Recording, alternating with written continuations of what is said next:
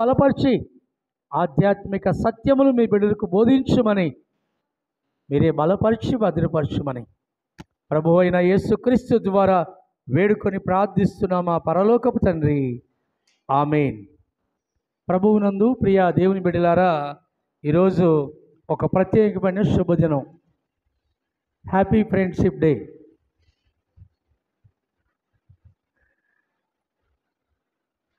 యేసయ్య చెబుతాడు, స్నేహితుడు ఏం చేస్తాడంట? రండి, సామెతలు రండి 17:17 రండి. ఏమంటాడు అక్కడ? సామెతల గ్రంథము చదవమ్మా.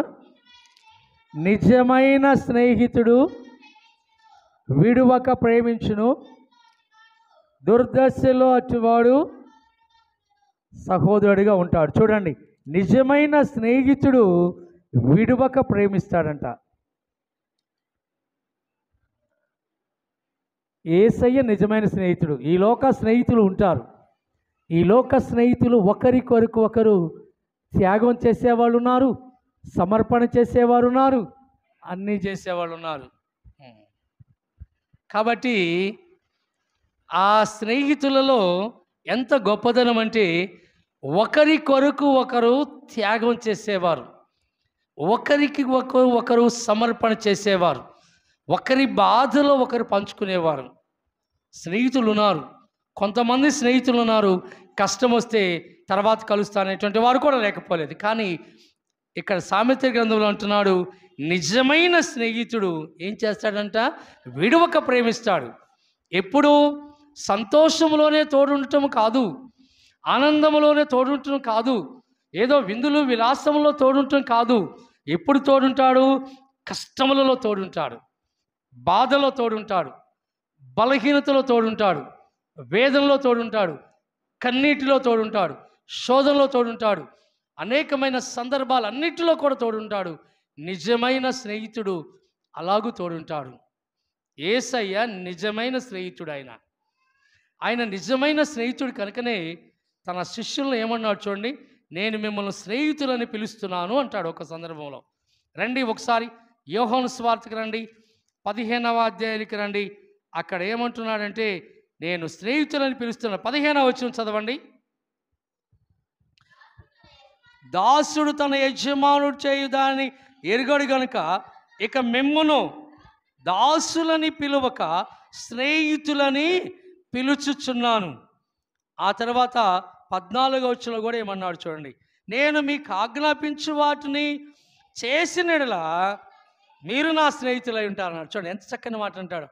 అంటే నేను మీకు ఏమి ఆజ్ఞాపిస్తున్నానో, నేను మీకు ఏది తెలియచేస్తున్నానో, నేను మీకు ఏదైతే ఇస్తున్నానో దాన్ని ఏం చేస్తున్నా మీరు చేసినట్లా మీరు నాకు స్నేహితులై ఉంటారన్నాడు. ఇప్పుడు మన మధ్యలో కూడా నిజమైన స్నేహితులు ఉన్నారు. నేను వారిని ఇద్దరిని జ్ఞాపకం చేసుకున్నాను. మన మధ్యకు వచ్చారు. నాకు 24 సంవత్సరాల పరిచయం. నిరీక్షణ మాస్టర్ గారు, ఇప్పుడు హెడ్ మాస్టర్ గారు అయ్యారు. ఆయన కుటుంబం నాకు పరిచయము. ఐలువరంలో పనిచేస్తున్నప్పుడు నాకు పరిచయము. అలాంటి ఆత్మీయ బంధం అలాగనే కొనసాగుతూ ఉంది. అది మా మధ్యలో ఎడబాటు తేలేదు.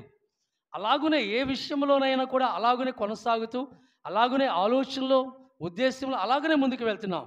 ఆ మాస్టర్ గారికి ఒక స్నేహితుడున్నాడు, భాగ్యారావు గారు. వారిద్దరు నిజమైన స్నేహితులే.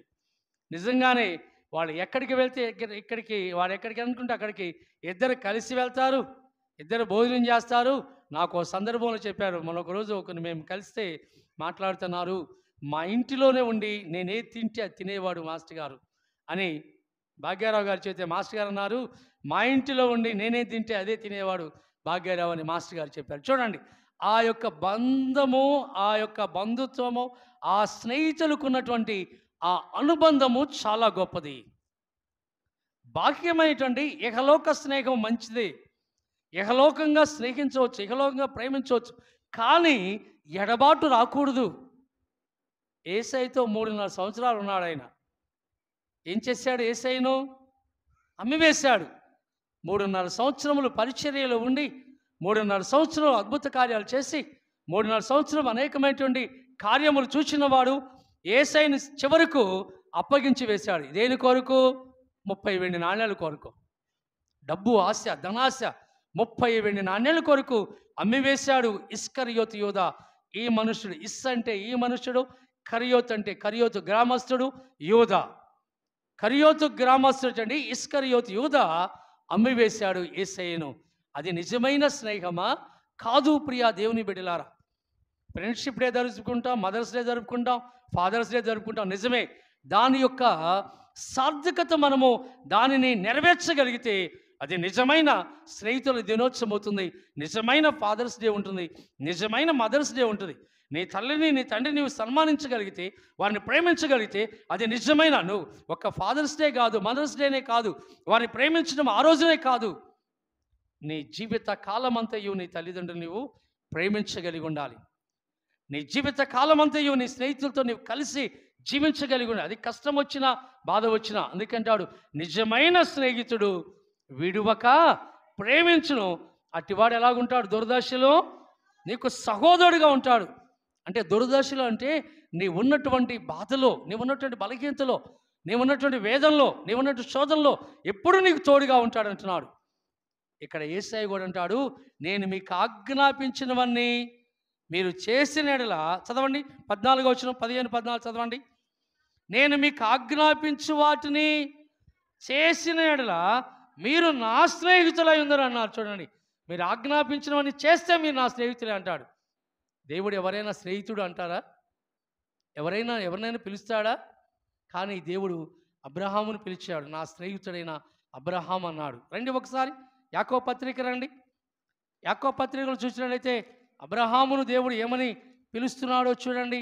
ప్రియా దేవుని బిడ్డలారా, అతనికి దేవుని స్నేహితుడని పేరు కలిగింది. 2వ అధ్యాయము 23వ వచనం నుండి చదవండి.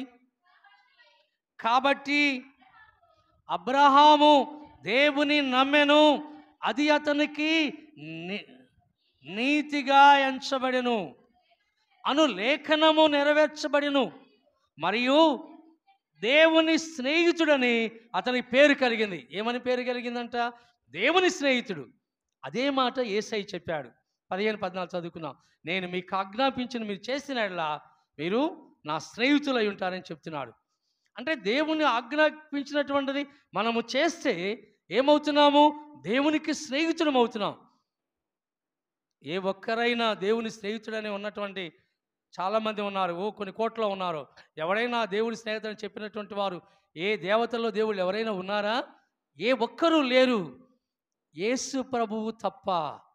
నిజమైన దేవుడు, సర్వశక్తి సంపన్నుడు, తన ప్రజల కొరకు ప్రాణం ఇచ్చినటువంటి యేసయ్య తప్ప ఎవరైనా నా స్నేహితుడు అని పిలిచినటువంటి వారు ఎవరైనా ఉన్నారా?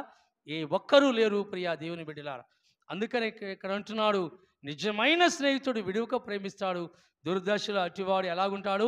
సహోదరుడిగా ఉంటాడు. మరి మనము నిజమైన స్నేహితులుగా, దేవునికి స్నేహితులుగా ఉండాలంటే దేవుడు ఆజ్ఞాపించింది మనం చేయాలి. దేవుడు మనకేమిచ్చాడో, దేవుడు ఏ మాటలు మనకిచ్చాడో, దయ కలిగిన మాటలు, శక్తి కలిగిన మాటలు, జీవము కలిగిన మాటలు, యథార్థమైన మాటలు, ఈ మాటలన్నీ కూడా మధురమైన మాటలు, జుంట తేనె కంటే మధురమైన మాటలు ఈ యొక్క పరిశుద్ధ గ్రంథంలో దేవుడు మనకిచ్చాడు. వాటిని మనము అనుసరించవలసి ఉంది. దేవుని యొక్క అడుగుజాడులో మనం నడవవలసి ఉంది ప్రియా దేవుని బిడ్డల. అప్పుడు మనము నిజమైన స్నేహితులమై ఉంటాం. సరే, ఫ్రెండ్షిప్ డే వదిలేసేయండి, అది యథావిధిగా జరుపుకుంటూ ఉంటాం. కానీ యేసయ్య నిజమైన స్నేహితుడని జ్ఞాపకం తెచ్చుకోవాలి. నిజమైన స్నేహితుడు యేసయ్య. ఆయన మాటలు మనం వాటిని గైకొనేడలా. అందుకని అన్నాడు, ఈరోజు అంశం ఏమిటి? పరలోకము నుండి దిగి వచ్చిన జీవాహారము నేనే. పరలోకం నుండి దిగి వచ్చిన జీవాహారం నేనే. తన బిడ్డల కొరకు స్నేహితులుగా ఎంచిన తాను ప్రేమించిన వారి కొరకు ఆయనే పరలోకం నుండి దిగి వచ్చాడు. ఎలాగునా అంటే యోహాను సువార్తకు చెప్పిన 1వ అధ్యాయం 1వ వచనంలో, ఆది యందు వాక్యముండెను, వాక్యము దేవుని యొద్ద ఉండెను, వాక్యము దేవుడై ఉండెను. ఒకసారి మరలా మనము అదే అధ్యాయం 14వ వచనానికి రండి. ఆ వాక్యము శరీరధారి అయి కృపాసత్య సంపూర్ణుడిగా మన మధ్య నివసించెను. అంటే ఏ వాక్యమైతే మానవ ఆకృతిని ఏర్పాటు చేసుకొని భూలోకానికి వచ్చిందో, ఏ వాక్యమైతే ఒక మానవ రూపాన్ని సంతరించుకొని భూలోకానికి వచ్చి రక్షణ ఇవ్వగలిగిందో, ఆ వాక్యము కృపాసత్య సంపూర్ణుడిగా మన మధ్య నివసించాడు యేసయ్య. స్నేహితులను ఎవరిని పిలిచాడో ఆ స్నేహితులతో కలిసి జీవించడానికి యేసయ్య సామాన్య మానవుడిగా దిగి వచ్చాడు. నిజంగానే అటువంటి ఆ యొక్క ఫ్రెండ్షిప్, ఆ యొక్క ఉన్నటువంటి ఆ అనుబంధము చాలా గొప్పది ప్రియా దేవుని బిడ్డలారా. అది ఎవరికి అర్థమవుతుంది? నిజమైన స్నేహితులు ఎప్పుడైతే కలిసి ఉంటున్నారో, ఎప్పుడైతే ఒకరి పట్ల ఒకరు ప్రేమ కలిగి ఉంటారో వారికి అర్థమవుతుంది. మిగతా స్నేహితులకు అర్థము కాదు. కొంతకాలం వదిలిపెట్టి, కొంతకాలం విడిచిపెట్టి, కొంతకాలం వచ్చేస్తే, కొంతకాలము ఇంటి పక్కన ఇంట్లో ఉంటాను, మూతి ఇటు పక్క పెడతాం, మూతి ఇటు పక్క పెడతాం అనగానే ఒక పక్క మూతి పెడతాం. అది కాదు అంటారు దేవుడు. మీరు అలాగూ కాదు, అలాగ ఉండకూడదు. మీరు స్నేహితుల వలె. అందుకనే అబ్రాహామును ఏమంటున్నాడు, ఏమని పిలిచాడు? మరియు దేవుని స్నేహితుడని అతనికి పేరు కలిగింది. దేవుని స్నేహితుడని పేరు కలిగింది అబ్రహామునకు. నీవు నేను కూడా దేవుని స్నేహితుడిగా మనం జీవించాలంటే దేవుని వాక్యము మనలో నివసించాలి ప్రియా దేవుని బిడ్డలారా. గత వారంలో మనం చూసాం, యేసయ్య ఎంతమందికి ఆహారం పెట్టాడు? 5,000 మంది పురుషులకు, దాదాపు అంటే 15,000 మంది స్త్రీలు కానీ, పిల్లలు కానీ, పురుషులు కానీ, పురుషులు మాత్రం లెక్కించారు. 5,000 మంది పురుషులకు ఆయన ఆహారం పెట్టాడు. అంటే దాదాపు 15,000 మందికి ఆహారం పెట్టాడు. ఆహారం పెడితే రొట్టెలన్నీ కూడా ప్రోగు చేశారు. ఎన్ని గంపలయ్యాయి? 12 గంపలయ్యాయి. మరి చేపలు ఏమయ్యాయి? 5 రొట్టెలు 2 చేపలు కదా. మరి చేపలు ఎందుకు మిగలలేదు? చేపలు తినేశారు అందరూ. చేపలు తినేసేసారు, రొట్టెలు మాత్రం మిగిల్చారు. కాబట్టి 12 గంపలు అయిపోయాయి. ఆ 12 గంపలు మిగిలిన తర్వాత వాటిని తీసుకుని వెళ్ళి శిష్యులు ఎవరైతే అనాథలుగా ఉన్నారో, ఎవరైతే పేదరికంలో ఉన్నారో, ఎవరైతే ఇబ్బందులు ఉన్నారో వారికి పంచారు అని మనం చూసాం. అప్పుడు ఆయన రాజుగా చేయాలని చూశారు. ఇక యేసయ్య రాజుగా ఉంటే మనకి ఏ కొదువా కొరత లేదనుకొని రాజుగా చేయుటకు వారు వస్తున్నారని తెలిసి ఎక్కడికి వెళ్ళాడు యేసయ్య? ఒలీవ కొండకు వెళ్ళాడు. ఒలీవ కొండకు వెళ్ళి ప్రార్థించుటకు వెళ్ళాడు ఆయన. ప్రార్థించుటకు వెళ్ళిన తర్వాత శిష్యులు కూడా వెళ్ళిపోయారు. వెళ్ళిపోయిన తర్వాత ఈ భోజనాలు తిన్నటువంటి వారందరూ కూడా వెతుకుతూ వస్తున్నారు. అదే ఈరోజు వాక్య భాగం మనం చదువుకుంది. యోహాను సువార్తకు రండి ఒకసారి. యోహాను సువార్త 6వ అధ్యాయం చూసినట్లయితే అక్కడ వారందరూ కూడా యేసుక్రీస్తును వెతుకుచూ వస్తున్నారు. ఎక్కడున్నారా అని వెతుకుచూ వస్తున్నారు వారు. జన సమూహములు వచ్చారు. చూడండి 24వ వచనంలో, కాబట్టి యేసును ఆయన శిష్యులను అక్కడ లేకపోవుట జన సమూహము చూచినప్పుడు వారు ఆ చిన్న దోణిలెక్కి యేసును వెతుకుచూ కపెర్నహూముకు వచ్చారు. ఎందుకు వచ్చారు యేసయ్యని వెతకటానికి? ఎందుకో ఆలోచించండి. ఎందుకు వారు యేసయ్యని వెతుకుచున్నారు? ఎందుకు వెతుకుచున్నారు? ఆహారం కొరకు వెతుకుచున్నారు. ఎందుకంటే ఆయన ఆహారం పెట్టాడు కదా, 15,000 మందికి ఆహారం పెట్టాడు కదా. కాబట్టి ఆ చిన్నదోళ్ళు కనబడ్డాయి, కానీ యేసయ్య కానీ శిష్యులు కానీ కనపడలా.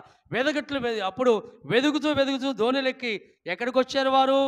కపెర్నహూముకు వచ్చారు. కపెర్నహూము సముద్రపు అడ్డన ఉన్నటువంటి పట్టణము కపెర్నహూము పట్టణం.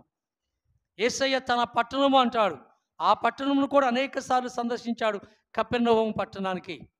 కాబట్టి ఆ పట్టణములో ఉన్నాడు. అక్కడకు సముద్ర పట్టణం ఉన్నటువంటి ఆ యొక్క కపెర్నహూములో కనుగొని బోధకుడా నీవు ఎప్పుడు వచ్చావని అడుగుతున్నారు. అడిగినప్పుడు ఏమంటున్నాడు? యేసయ్య ఏమన్నాడు? మీరు సూచనలు చూచడం వలన కాదు, కానీ రొట్టెలు భుజించి తృప్తి పొందటం వలన నన్ను వెతుకుతున్నారు. చూడండి, అంటే మీరు సూచనలు అడగలేదు. పౌలు భక్తుడు ఇదే మాట జ్ఞాపకం చేస్తాడు. ఎవరెవరు సూచనలు అడుగుతున్నారు అంటున్నాడు? కొరింథీయులకు రాసిన మొదటి పత్రిక రండి. కొరింథీయులకు రాసిన మొదటి పత్రిక 1వ అధ్యాయము 22వ వచనం చదవండి. యూదులు సూచక్రియలు చేయమని అడుగుచున్నారు, గ్రీసు దేశస్థులు జ్ఞానము వెతుకుచున్నారు. అయితే మేము సిలువ వేయబడిన క్రీస్తును ప్రకటించున్నామన్నాడు.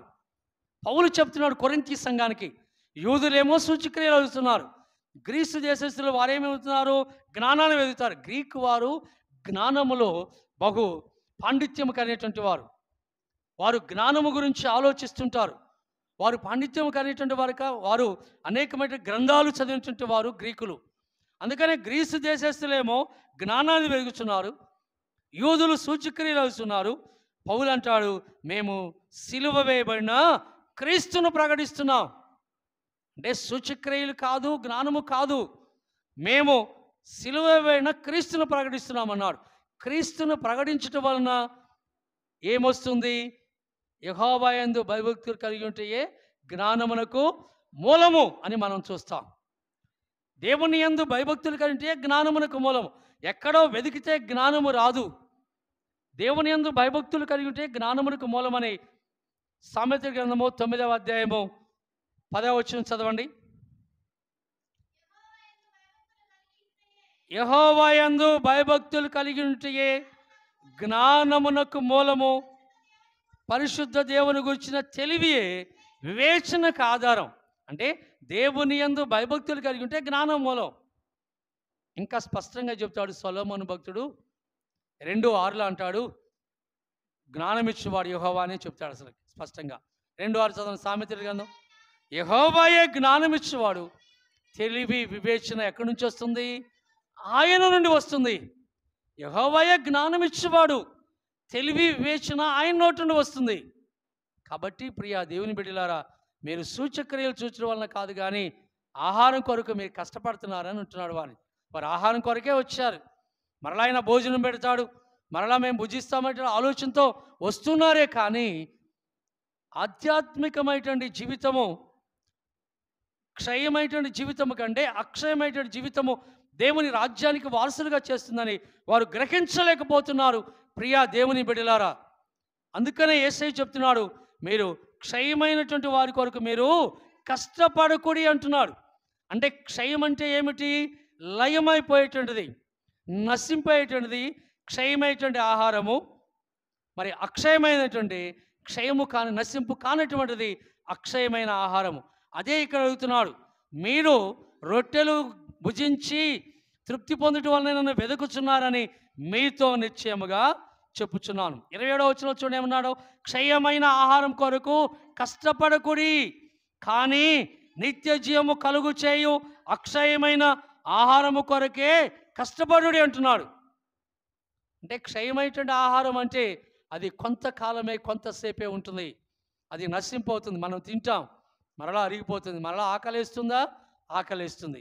కానీ అది కాదు. దేవుని వాక్యము జీవవాక్యము. ఆ జీవవాక్యము ఎప్పుడైతే మనలో ఉంటుందో ఆత్మీయ ఆహారం అందించబడుతుంది. ఆత్మీయ ఆహారము చేత మనము జీవిస్తాం. ఆత్మీయ ఆహారం భుజించుట చేత. ఆత్మీయ ఆహారం ఎక్కడుంది? యేసయ్య చెప్పిన మాటలే ఆత్మీయ ఆహారం. కాబట్టి క్షయమైనటువంటి వారి కొరకు కష్టపడుకుడి, అక్షయమైనటువంటి ఆహారం కొరకు మీరు కష్టపడుడి. అయితే ఎవరిస్తున్నారు? మనుష్య కుమారుడు దానిని మీకిచ్చును అంటాడు. యేసయ్య మీకు ఇస్తాడు. యేసయ్య మీకు ఇస్తాడు. అంటే మనం కష్టపడకుండా ఎలాగ భుజించగలమని ప్రశ్న ఉంటుంది. పని చేయకుండా ఎవరు ఆహారం పెడతారు? ఎవరైనా పెడతారా భోజనం? పెట్టరు. అప్పుడు ఏమంటారు? మనల్ని పని చేయకపోతే సోమరులు అంటారు. పని చేయాలి, కానీ ఆ పని ద్వారానే దేవుని నామానికి మహిమ తెచ్చే విధంగా ఉండాలి. దాని ద్వారానే అక్షయమైన ఆహారం కొరకు మనము కష్టపడాలి. దేవుని సన్నిధిని వెతికే వరముగా, దేవుని మార్గములను నడిచే వరముగా, దేవుని సన్నిధిలో నిరంతరము గడిపేవారముగా అలాగూ కోరుకున్నాడు ఒక భక్తుడు. రాజు, యూదుల రాజు కోరుకున్నాడు. ఎవరైనా? దావీదు. ఒక్క వరం అడుగుతున్నాడు. రండి 27వ అధ్యాయ సంకీర్తన 4వ వచనం చదవండి. యెహోవా యొద్ద ఒక్క వరం అడిగి తిని దానిని నేను వెతుకుచున్నానన్నాడు. చూడండి, ఎన్ని వరాలు అడిగాడు? ఒక్క వరం అడిగి తిని దానిని నేను వెతుకుచున్నాను. ఆ వరం అడిగాడంట, వెతుకుచున్నాడు. ఎట్లాగా దేవుని ద్వారా వరం పొందుకోవాలో. ఏమిటి ఆ వరము? యెహోవా ప్రసన్నతను చూచుటకును, ఆయన ఆలయములో ధ్యానించుటకును నా జీవిత కాలమంతయు నేను యెహోవా మందిరములో నివసింపగోరుచున్నాను. చూడండి, ఆయన కోరిన వరం అది. ఒక్క వరం అడుగుతున్నాడు. ఏమిటంటే యెహోవా ప్రసన్నత చూడాలి, నేను దేవుని ప్రసన్నత చూడాలి, ఆయన ఆలయములో నేను ధ్యానించాలి, నా జీవిత కాలం అంతా కూడా యెహోవా మందిరములో నేను నివసింప కోరుచున్నాను అని అడుగుతున్నాడు ప్రియా దేవుని బిడ్డలారా. నిజమే, దేవుని యొక్క సన్నిధిలో, దేవుని సన్నిధి వెతికి ఆయనతో గడిపినప్పుడు, ఆయనతో కలిసి జీవించినప్పుడు, ఆయన యొక్క వాక్యమును ధ్యానించినప్పుడు, ఆయన మార్గంలో నడిచినప్పుడు మనకు సమస్తమైన మేలులతో దేవుడు నింపుతాడు ప్రియా దేవుని బిడ్డలారా. ఈ విషయంలోనే అక్షయమైనటువంటి విషయంలోనే పేతురు ఒక ప్రశ్న వేశాడు యేసయ్యని. అయ్యా, నిజమే నీవు అలాగ చెప్తున్నావు, మాకున్న సమస్తం వదిలిపెట్టి వచ్చేసావు అంటే ఏం చేస్తారు పేతురు?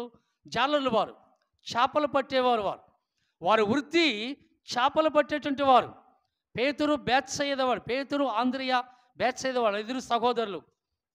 ఫిలిప్పు బేత్సయిదవాడు, వీరందరూ కూడా బేత్సయిదా పట్టణంలో ఉన్నటువంటి వారు. కాబట్టి పేతురు అడుగుతున్నాడు, అంటే అయ్యా మేము సమస్తం వదిలిపెట్టి నిన్ను వెంబడించింది మనగా, అంటే మరి నువ్వు కష్టపడొద్దు అన్నా ఏమన్నావు, మేము సమస్తం వదిలిపెట్టి నిన్ను వెంబడిస్తున్నాం అని అనగానే యేసయ్య ఏం సమాధానం చెప్పాడు? రండి, లూకా సువార్త ఒకసారి రండి, 18వ అధ్యాయము. లూకా సువార్త 18వ అధ్యాయము 28వ వచనం చదవండి. ఏమంటున్నాడు? పేతురు, ఇదిగో మేము మాకు కలిగినవి విడిచిపెట్టి నిన్ను వెంబడించితిమనగా, అంటే అర్థమేంటి?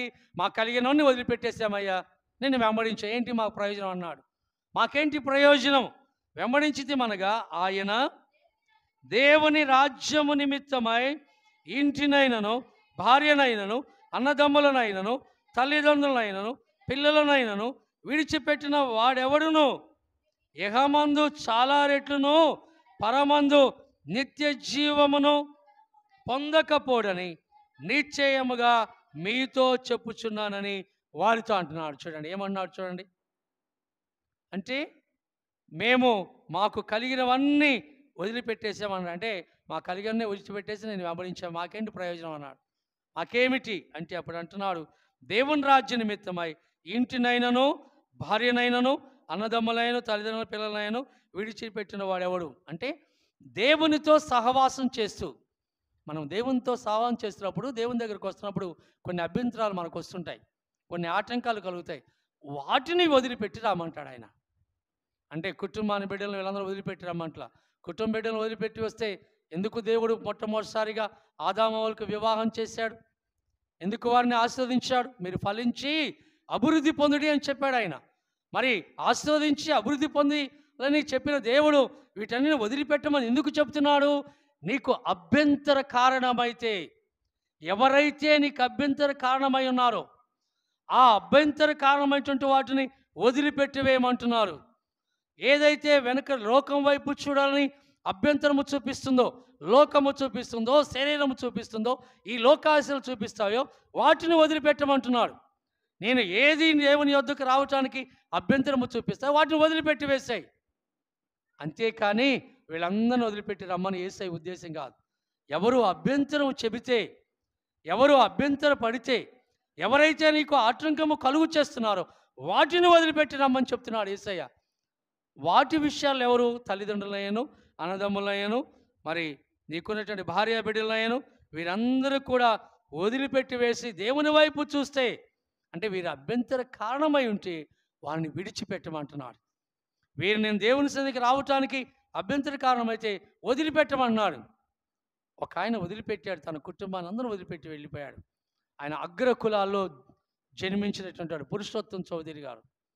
అగ్ర కులంలో జీవించినటువంటి వాడు, దేవుని వాక్యము చేత పట్టబడినటువంటి వాడై, దేవుని మాటలు విన్నటువంటి వాడై, తన కుటుంబము, తనకున్నటువంటి ఆ ఆధిక్యత, తనకున్నటువంటి సమాజంలో ఉన్నటువంటి మంచి పేరు ప్రఖ్యాతులు వదిలిపెట్టి వేశాడు. నాకు యేసయ్య కావాలని వదిలిపెట్టి వేశాడు. యేసయ్య కావాలని వదిలిపెట్టి తాను ఇంకా ఇంటి నుంచి బయటకు వచ్చి ఆయన స్వార్థ పరిచర్యలో పాలిభాగస్తుడైన పురుషోత్తం చౌదరి గారు. చూడండి ప్రియా దేవుని బిడ్డలారా, ఇలాంటివి వదిలిపెట్టమన్నాడు. నీకు ఏదైతే అభ్యంతర కారణమై ఉంటుందో వాటిని వదిలిపెట్టమని చెప్తున్నాడు. గతంలో మనం చెప్పుకున్నాం, మీరు ఏ ఇంటికి వెళ్తారో ఆ ఇంట్లో సమాధాన పాత్రుడనిలా మిమ్మల్ని ఆహ్వానిస్తారు, మీరు ఆ ఇంటిలోనికి వెళ్ళి ఉండండి. ఒకవేళ మిమ్మల్ని ఆహ్వానించకపోతే ఏమని చెప్పాడు యేసయ్య? మీ పాదధూళిని దులిపివేసి మీరు ఆ పట్టణము వదిలిపెట్టి రమ్మని చెప్తున్నాడు. అంటే ఎవరైతే స్వీకరించలేదు, ఎవరైతే అభ్యంతర కారణమై ఉంటున్నారో, ఎవరైతే అభ్యంతరం చెప్తున్నారో వాటిని వదిలిపెట్టమంటున్నారు. వాటిని విడిచిపెట్టి నీవు వస్తే ఇహలోకంగా నీవు చాలా రెట్లు పొందుతావు, నిత్య జీవము పొందకపోవు. అంటే ఇహలోకంగా నీవు జీవిస్తావు, ఇహలోకంగా దేవుడు ఆశీర్వదిస్తాడు నేను. ఏ కొదువ కొరత లేకుండా సమృద్ధి ఇచ్చి దేవుడు కాపాడుతాడు, భూలోకంలో కాపాడుతాడు. భూలోకంలో కావలసినవి కూడా దేవుడు సమస్తాన్ని అనుగ్రహిస్తాడు. నిత్య జీవము కూడా నీవు పొందకపో అంటే పొందుతావు నీవు. అంటే భూలోకంలో దీవించబడతావు, పరలోకంలో ఇది దేవుని దీవెన. దేవునిని అనుసరించి వస్తే, దేవుని యొక్క మార్గంలో నడిస్తే నీవు భూలోకంలో కూడా దీవించబడతావు. అందుకంటాడు క్షయమైన వాటి కొరకు మీరు కష్టపడొద్దు అంటున్నాడు. అక్షయమైనటువంటి వాటి కొరకు మీరు కష్టపడండి. అక్షయమైనటువంటిది ఏమిటంటే దేవుని యొక్క మార్గము అక్షయమైనది, దేవుని వాక్యము. ఈ వాక్యమే మనల్ని బ్రతికిస్తుంది. ఆయనతో కలిసి జీవించినప్పుడు, ఆ వాక్యము మనం కలిసి ఆ వాక్యమును అనుసరించి జీవించినప్పుడు మనము ఆధ్యాత్మికమైన జీవితములో మనము పాల్గొన్నటువంటి వారమై అనేకమైనటువంటి దేవుని మేలులు మనము పొందుకుంటాం. ప్రియా దేవుని బిడ్డలారా, అందుకని అంటాడు పరలోకము నుండి దిగి వచ్చిన జీవాహారమును నేనే అని చెప్తున్నాడు. ఒకసారి రండి మనము 6వ అధ్యాయానికి వెళ్దాం. యోహాను సువార్త 6వ అధ్యాయం చూడండి. అందుకు మనుష్య కుమారుడు ముద్ర వేసి ఉన్నాడని చెప్పినప్పుడు వారు ఏమంటున్నారు? 28వ వచనంలో మేము దేవుని క్రియలు జరిగించుటకు ఏమి చేయాలన్నాడు. మేము దేవుని క్రియలు జరిగించాలంటే ఏమి చేయాలి? అప్పుడు చెప్తున్నాడు యేసయ్య, యేసు ఆయన పంపిన వాని యందు మీరు విశ్వాసం ఉంచుటయే దేవుని క్రియ. అంటే దేవుని యందు విశ్వాసం ఉంచటమే దేవుని క్రియ. దేవుని పట్ల భయభక్తులు కలిగి ఉండుటయే దేవుని క్రియ. దేవుని పట్ల విశ్వాసము కలిగి నడుచుకొనుటయే దేవుని క్రియ అని జ్ఞాపకం చేస్తున్నాడు. ప్రియా దేవుని బిడ్డలారా, అట్లయితే ఇప్పుడు అంటున్నారు మేము విశ్వసించాలంటే నీవు ఏ సూచక్రియ చేస్తావని అడుగుతున్నారు. ఏమి జరిగించున్నావంటే మాకు భుజించుటకు పరలోకం నుండి ఆహారం ఇచ్చారు. మాకు పరలోకం నుండి ఆయన ఆహారం వారికి అనుగ్రహించినని రాయబడినట్లు మన పితరులు అరణ్యములో మన్నాను భుజించినని ఆయనతో చెప్తున్నారు. పరలోక జీవాహారం ఆయనే అని చెప్తుంటే ఆయన చెప్తున్నారు పరలోకం నుండి మాకు మా పితరులు మన్నాను భుజించారన్నారు. నిజమే. అప్పుడు యేసయ్య చెప్తున్నాడు, నా తండ్రి మీకు పరలోకం నుండి ఆహారాన్ని ఆయన మీకు ఇచ్చాడు. మోషే కాదు. పరలోకం నుండి ఎవరిచ్చారు? నా తండ్రి. పరలోకం నుండి వచ్చే ఆహారం మోషే మీకు లేదు. 32వ వచనంలో నా తండ్రియే పరలోకం నుండి వచ్చు నిజమైన ఆహారము మీకు అనుగ్రహించున్నాడు. నా తండ్రియే మీకు అనుగ్రహించాడు, మోషే కాదు. అయితే ఆ ప్రజలు ఆహారము లేక ఇబ్బంది పడుచున్నప్పుడు దేవుడు ఆకాశపు వాకిళ్లు నెప్పి పరలోకము నుండి మన్నాను కురిపించాడు. ఆ మన్నాను కురిపించి తన బిడ్డలు జీవించినట్లుగా వారు మన్నాను భుజించేంతకాలం వాళ్ళు కాళ్ళు వాయలేదు, వారి వస్త్రం పాతగిలిపోలేదు, వారి చెప్పులు కూడా తెగిపోలేదు. అంటే ఆహారము పరలోకము నుండి వచ్చింది కనుక ఆ ఆహారము చేత వారు తృప్తిపరచబడ్డారు. ద్వితీయోపదేశకాండ రండి. అప్పుడు చెప్తున్నాడు పరలోకము నుండి వచ్చిన ఆహారం వలన వారికి ఎలాంటి పరిస్థితిలో వారు ఉన్నారో జ్ఞాపకం చేస్తాడు. పరలోకము నుండి వచ్చిన ఆహారం వారు భుజించినప్పుడు అప్పుడు చూడండి 5వ వచనం చూడండి 29:5 నేను మీ దేవుడైన యెహోవానని మీరు తెలుసుకొనున్నట్లు 40 సంవత్సరములు నేను మిమ్మును అరణ్యములో నడిపించి తిని మీ బట్టలు మీ ఒంటి మీద పాతగిలిపోలేదు, మీ చెప్పులు మీ కాళ్ళను పాతగిలిపోలేదు, మీరు రొట్టె తినలేదు, ద్రాక్షారసమునే కానీ మద్యమే కానీ త్రాగలేదని యెహోవా సెలవిస్తున్నాడు. చూడండి, అంటే ఆయన ఇచ్చిన ఆహారం వలన, పరలోకం నుండి వచ్చేటువంటి ఆహారం వలన 40 సంవత్సరాలు నేను మిమ్మల్ని అరణ్యములో నడిపించాను, మీ బట్టలు మీ ఒంటి మీద పాతగిలిపోలేదు, మీ చెప్పులు మీ కాళ్ళను పాతగిలిపోలేదు అన్నాడు. నిజమే. అంటే దేవుడిచ్చిన ఆహారం వలన వారి వస్త్రములు పాతగిలిపోలేదు, వారి చెప్పులు పాతగిలిపోలేదు, వారి కాళ్ళు వాయలేదు, వారికి ఎలాంటి బలహీనతలు రాలేదు. దేవుడిచ్చిన ఆహారము శ్రేష్టమైనది, దేవుడిచ్చిన ఆహారము పరిశుద్ధమైనటువంటిది. కాబట్టి ఈ భౌతిక సంబంధమైనటువంటి ఏది కూడా పాతగిలిపోలేదు, అవి చెరిగిపోలేదు, అవి వెళ్ళిపోలేదని జ్ఞాపకం చేస్తున్నాడు ప్రియా దేవుని బిడ్డలారా.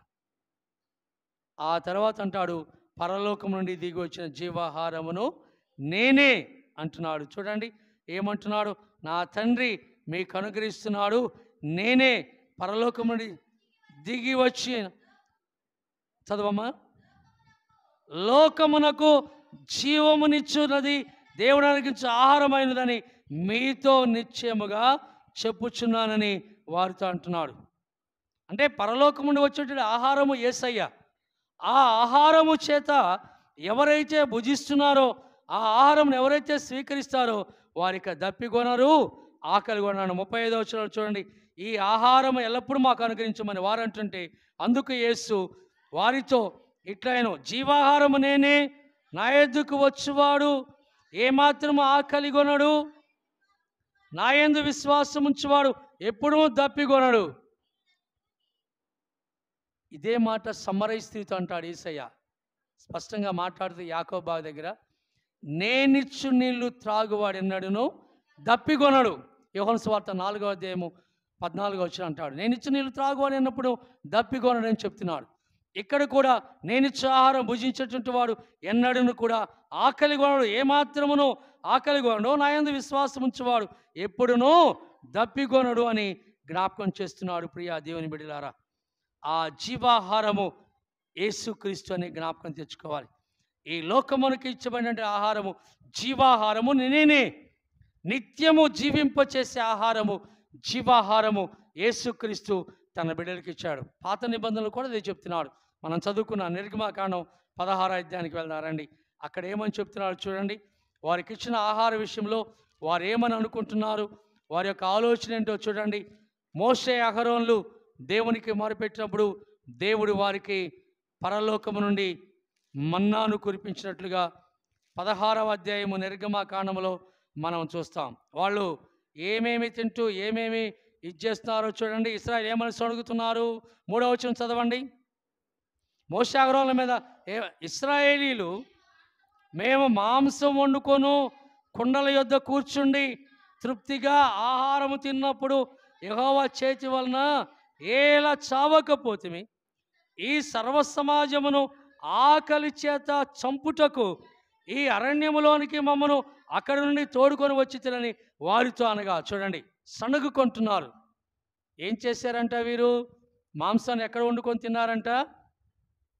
కూర్చుండి తృప్తిగా మాంసం తిన్నప్పుడు కుండల యొద్ద కూర్చుండి మాంసం వండుకొని కుండల యొద్ద కూర్చొని తృప్తిగా తిన్నారంట. అంటే ఆహారమే ముఖ్యము అనేటువంటి తలంచారు వారు. ఆ తినుచున్న ఆహారమే ముఖ్యము అని తలంచారు. మేము మాంసం వండుకొని కుండల యొద్ద కూర్చున్నప్పుడు మేము ఎలా చనిపోలేదు, ఇక్కడికి వచ్చి ఆకలితో చచ్చిపోతున్నామని బాధపడుతున్నారు. అయితే ఐగుప్తులో ఉన్నప్పుడు వారు ఏమని మొరపెడుతున్నారు చూడండి. ఏమన్నారు? నిర్గమాకాండం రండి. అక్కడ ఏమని, నిర్గమాకాండంలోనే 2వ అధ్యాయానికి రండి. ఏమని మొరపెడుతున్నారో, మమ్మల్ని ఇక్కడి నుంచి విడిపించుమని యెహోవాకు మొరపెడుతున్నాం. ఈ వెట్టి పనులు చేయలేకపోతున్నాం. 23-24 వచనాలు చదవండి. 2:23-24. అలాగున అనేక దినములు జరిగిన మీదట ఐగుప్తు రాజు చనిపోయిను. ఇశ్రాయేలు తాము చేయుచున్న వెట్టి పనులను బట్టి నిట్టూర్పులు విడుచుచు మొరపెట్టుచుండగా తమ వెట్టి పనులను బట్టి వారు పెట్టిన మొర దేవుని యొద్దకు చేరును. ఇక్కడ ఏం చేస్తున్నారు? వెట్టి పనులను బట్టి మొరపెడుతున్నారు. రామసేస్ అనే పట్టణం కడుతున్నాడు ఫరో.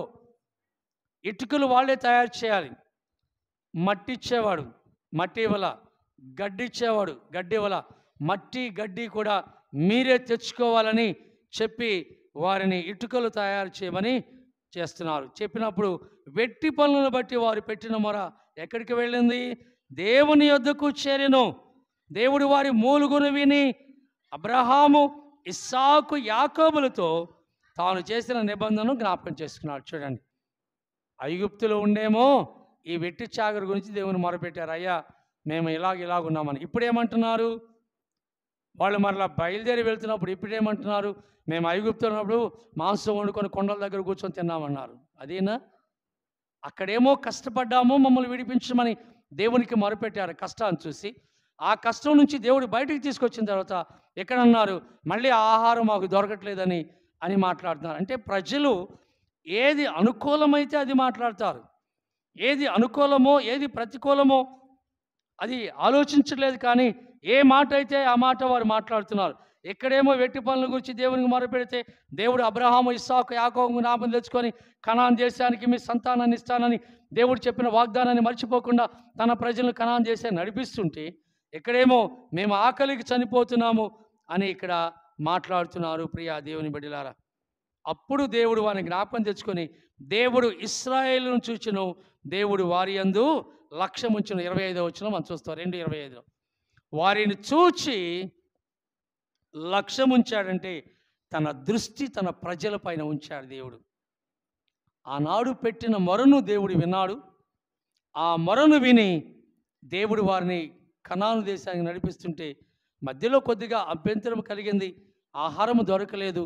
ఆహారము దొరకకపోతే అప్పుడు మేము ఆకలితో చచ్చిపోతున్నాం మళ్ళీ ఇప్పుడు మాట్లాడుతున్నారు. అయితే నీరు లేనప్పుడు, నీరు చేదుగా ఉన్నప్పుడు, అంతకుముందునే తన ప్రజలకు మారా అనేటువంటి చోటుకు వచ్చినప్పుడు చేదైన జలములను ఎలాగ మార్చాడు, మధుర జలములుగా మార్చాడు. అది కూడా ఆలోచించలేదు.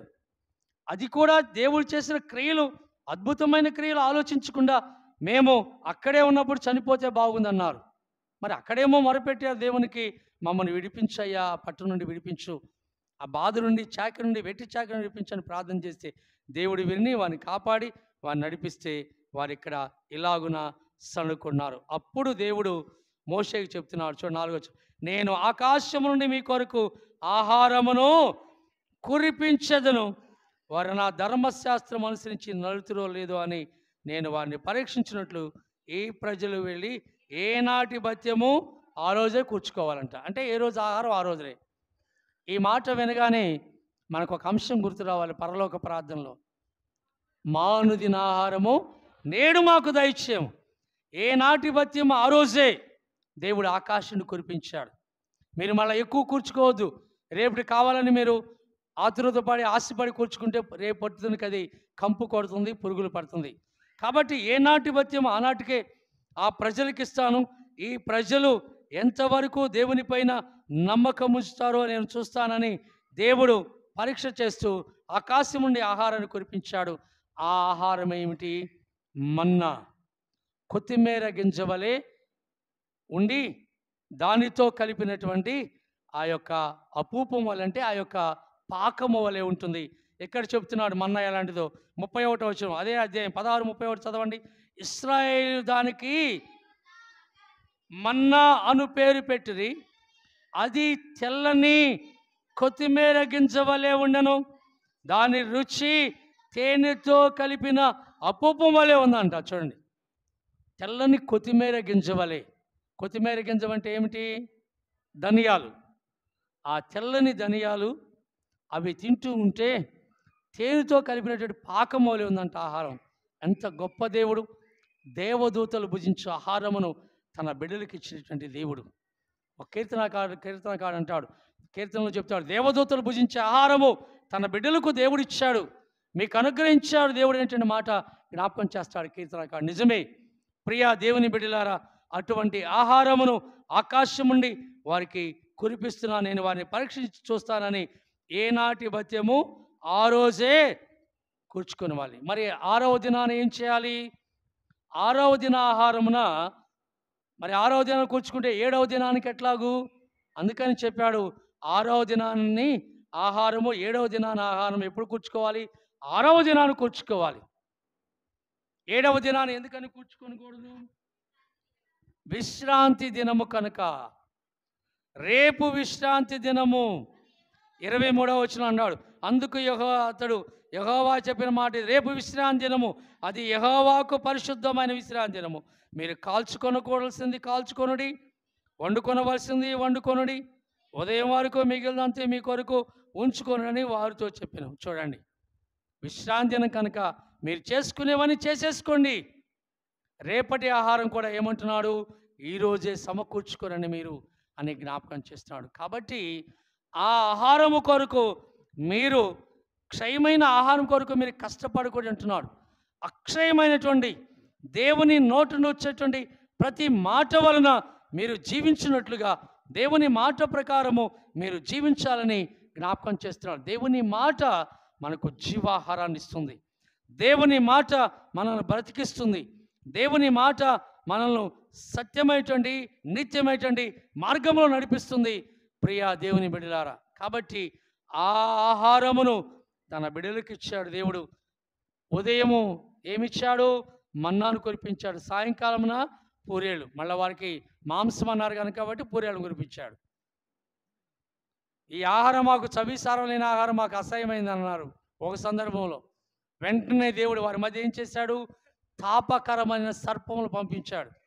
తినగా తినగా తినగా నేతి లాంటి తేనె లాంటి ఆహారం తినగా తినగా చేదైపోయిందంట వాళ్ళకి. మాకు అసహ్యమైంది అన్నారు. దేవుని కోపం వచ్చింది. దేవుడే ప్రేమతో ఆకాశపు వాక్యాలను నింపి తన ప్రజలను పోషిస్తుంటే వారు ఏమన్నారు? మాకు అసహ్యమైందన్నారు. రండి, సంఖ్యాకాండం 21వ అధ్యాయానికి రండి. ఏమని మాట్లాడుతున్నారు? ఈ ఆహారం చవిసారం లేదు, మాకు అసహ్యమైందని మాట్లాడుతున్నారు. చూడండి, 5వ వచనం చదవండి. 21:5. కాగా ప్రజలు దేవునికిని మోషేకును విరోధముగా మాట్లాడి, ఈ అరణ్యములో చచ్చుటకు ఐగుప్తులో నుండి మీరు మమ్మల్ని ఎందుకు రప్పించితిరి? ఇక్కడ ఆహారం లేదు, నీళ్లు లేవు, చవిసారం లేని ఈ అన్నము మాకు అసహ్యమైందన్నారు. చూడండి, అంత మంచి ఆహారం కురిపిస్తుంటే సాయంకాలం పూరేళ్ళు, ఉదయమున మన్నా, మాంసాహారము, వెజిటేరియన్ ఫుడ్, నాన్ వెజిటేరియన్, ఈ రెండు కూడా దేవుడు ఇస్తుంటే వాళ్ళు భుజిస్తూ ఉండి చివరికి ఏమన్నారు? మాకు అసహాయం అన్నారు. వెంటనే దేవుడు కోపం వచ్చి తాపకరమైన సర్పములు పంపించాడు వారి మధ్యలోనికి. ప్రియా దేవుని బిడ్డలారా, ఈ క్షయమైనటువంటి వాటి కొరకు మనం ప్రయాసపడటం కంటే, అంటే దేవుని కృపలేంది మనం ప్రయాసపడినది ఏది కూడా సంపాదించుకోలేం. దేవుడు తోడుగా ఉంటేనే, దేవుడు మనల్ని నడిపిస్తేనే, దేవుడు మనకు సమస్తం కలుగు చేస్తేనే ఆయన మనకు మరొక దినానికి కావలసిన ఆహారమును కూడా ఆయన సమకూరుస్తాడు. చూడండి, విశ్రాంతి దినమున ఆకాశము తెరవబడదు, మన్నా కురిపించబడదు. కాబట్టి 6వ దినాన్ని మీరు దాన్ని సమకూర్చుకోవాలని చెప్తున్నాడు. ఎందుకు అనంటే విశ్రాంతి దినము పరిశుద్ధ దినము అని దేవుడు చెప్పినట్టు 3వ ఆజ్ఞ. దాన్ని పరిశుద్ధంగా ఆచరించుటకు జ్ఞాపకం ఉంచుకున్న వాళ్ళు. విశ్రాంతి దినము పరిశుద్ధ దినము కనుక దాన్ని జ్ఞాపకం ఉంచుకోవాలి. కనుక 6వ దినాన్ని మీరు దాన్ని ఏం చేయాలి? సమకూర్చుకోవాలి. కాబట్టి క్షయమైనటువంటి వాటి కొరకు యేసు ప్రభు తన శిష్యులతో బోధిస్తున్నాడంట. మీరందరూ తల ఒక రాయి తీసుకునండి అని చెప్పాడంట. శిష్యులు వీళ్ళందరూ కూడా తల ఒక రాయి తీసుకొని వచ్చేసారు.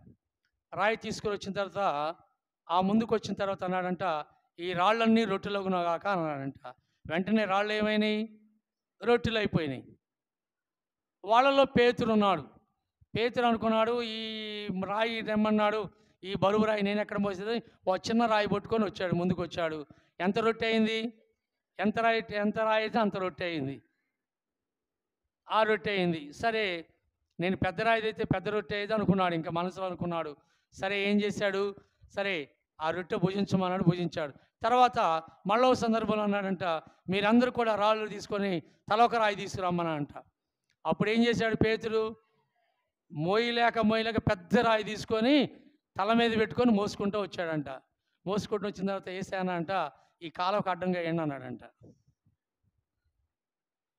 కాబట్టి ప్రియా దేవుని బిడ్డలారా, క్షయమైనటువంటి వారి గురించి మనం ఆలోచించకూడదు. దేవుని యొక్క వాక్యము అందుకే అంటాడు, మొదట ఆయన రాజ్యమును నీతిని మీరు వెదకుడి. దేవునిని వెదకండి, దేవునికి ప్రార్థన చేయండి, దేవునికి విన్నవించండి, దేవునికి మొరపెట్టండి. నీవే కష్టంలో ఉన్నావో, ఏ బాధలో ఉన్నావో, ఏ విధమైనటువంటి వాటిలో ఉన్నావో దేవునికి తెలుసు. ఆయన విడిపించగలిగినటువంటి సమర్థుడు, మనల్ని కాపాడగలిగిన సమర్థుడు, మనకి ఇవ్వలేనటువంటి సమర్థుడు ఆయన. కాబట్టి మనము మొదటిగా దేవునిని ఆశ్రయించాలి, దేవునికి ప్రార్థన చేయాలి. ఈ లోకము, ఈ జీవితం అశాశ్వతమైనది. శాశ్వతమైనటువంటి పరలోక రాజ్యములకు వారసులు కావాలంటే దేవుని వాక్యము మనలో ఉండాలి. దేవుని మాటల ప్రకారం మనం వసించినప్పుడు మనము అక్షయమైనటువంటి ఆహారం సమకూర్చుకుంటాం. దేవుని నిత్య జీవ రాజ్యానికి వారసులు అవుతాం. అందుకే ఒక భక్తుడు పాట రాస్తున్నాడు, బ్రతుకు శాశ్వతం పరికించి చూడా, బ్రతుకు శాశ్వతము కాదు పరికించి చూడా, కానా బ్రతికియుండు కాలముననే ప్రభువుని కొలవండి, కానా బ్రతికియుండు కాలముననే ప్రభువుని కొలవండి. హృదయమనెడు తలుపు నాద యేసు నాదుండు, హృదయమనెడు తలుపు నాద యేసు నాదుండు, నిలచి సదయుడగుచు తాటుచుండు సకల విధములను, నిలచి సదయుడగుచు తాటుచుండు సకల విధములను. కాబట్టి ఆహారం ఇచ్చేది ఆయనే, అనుగ్రహించేది ఆయనే, సమస్తం ఇచ్చేది ఆయనే. కీర్తనకారుడు చెప్తున్నాడు, 1000 సంవత్సరాల క్రితం దావీదు భక్తుడు చెప్తున్నాడు, 15-16 వచనాలు చదవండి. 145వ సంకీర్తన. సర్వజీవుల కన్నులు నీ వైపు చూచున్నవి, తగిన కాలమందు నీవు వారికి ఆహారం ఇచ్చుదు అన్నాడు. సర్వజీవుల కన్నులు నీ వైపు చూచున్నవి, తగిన కాలమందు నీవు వారికి ఆహారం ఇచ్చుదువు. 16వ వచనం ఏమన్నాడు? నీవు నీ గుప్పిళ్ళు విప్పి ప్రతి జీవి కోరికను తృప్తిపరుస్తున్నావు. చూడండి, సర్వజీవుల కళ్ళు అంటే ఆయన వైపు చూస్తున్నాయంట. ఎందుకొరకు? ఆహారం కొరకు. భూమి ఆకాశం సృజించిన దేవుడు తన బిడ్డలకు ఆహారం అనుగ్రహిస్తున్నాడని భూలోకమున్న సకల జీవుల ఆ సర్వజీవుల కన్నులు ఆయన వైపు చూస్తున్నాయి. అందుకనే దావీదు భక్తుడు అన్నాడు, కొండల తట్టు నా కళ్ళు ఇచ్చున్నాను, నాకు సహాయం ఎక్కడి నుంచి వచ్చును అని అడిగి ఆయన సమాధానం చెప్తాడు, యెహోవా వలన నాకు సహాయం కలిగింది. ఎందుకు అంటే కొండల తట్టున ఉన్నత స్థలం వైపు చూచినప్పుడు అక్కడ దేవుని సన్నిధి ఉన్నది అనేటువంటిది ఆలోచన. కాబట్టి ఇక్కడ ఏమంటున్నాడంటే సర్వజీవుల కన్నులు నీ వైపు చూస్తున్నవి, తగిన కాలమందు వానికి ఆహారం ఇస్తావు, వాటికి ఇస్తావు. నీవు నీ గుప్పిలు విప్పి ప్రతి జీవి కోరికను తృప్తిపరుస్తాడు. తన గుప్పిలు విప్పి దేవుడు వాటిని ఆశీర్వదిస్తాడు, బలపరుస్తాడు, తగిన ఆహారం ఇచ్చి మనల్ని పోషిస్తాడు. ప్రియా దేవుని బిడ్డలారా, కాబట్టి ఈ లోకములో ఒకవేళ తాత్కాలికమైన కష్టము కలిగి ఉన్న, కరవు కలిగి ఉన్న, వేదన కలిగి ఉన్న, దేవుడు మాత్రము తన బిడ్డను వదిలిపెట్టని జ్ఞాపకం తెచ్చుకోవాలి. ఎందుకంటే ఆయన తన గుప్పిలను విప్పి తన యొక్క ఆహారమును ప్రతి జీవి కోరికను ఆయన తృప్తిపరుస్తున్నాడు. ఆయన తన బిడ్డలకు తోడై నడిపిస్తాడు. పత్రిక పాఠాన్ని చదువుకొని ముగించుకుందాం రండి. ఎఫెసీయులకు రాసిన పత్రిక ఒకసారి జ్ఞాపకం తెచ్చుకుందాం. మనము ఇట్టి లోకములో ఉన్నటువంటి మనము ఎలాగో మనము జీవించాలో ఇక్కడ జ్ఞాపకం చేస్తున్నాడు. ఎఫెసీ పత్రిక 4వ అధ్యాయంలో చూసినట్లయితే 24వ వచనం అన్నాడు. చూడండి, నీతియు యథార్థమైన భక్తియు గలవారై దేవుని పోలికగా సృష్టింపబడిన నవీన స్వభావం ధరించుకోవాలంటాడు. మనం ఎలాగుండాలంటాడు?